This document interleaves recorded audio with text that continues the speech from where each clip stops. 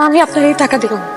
আপনি সবাই প্রমাণ করে দেন, কাউরে যদি সত্যিকারে ভালোবাসেন, দুনিয়াতে যত বাধা আসুক না কেন আপনি সামনে আগায় যাইতে পারবেন। আমি জানি আপনি পারবেন। তুমি পাশে থাকলে আমি সব পান, সব। নাটক বন্ধ করে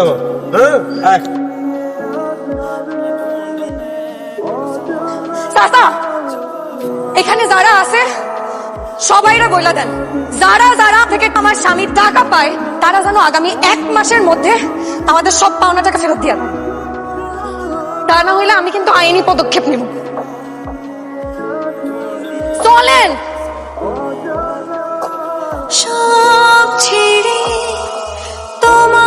কি ব্যাপার, আপনি এরকম ধুম মেরা বসে আছেন কেন? বুকটা ধরে দাও, ভয় এখনো দুক দুক করতেছে। কেন?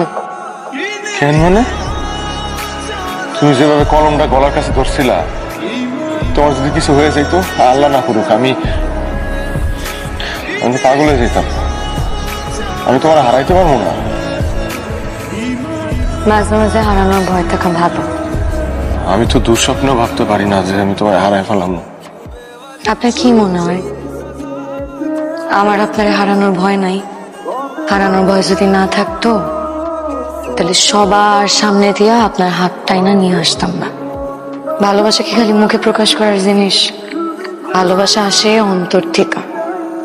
আমি তো মনে করছি আপনি খালি মুখেই ভালোবাসি কইতে পারেন, অন্তর দিয়ে অনুভব করতে পারেন।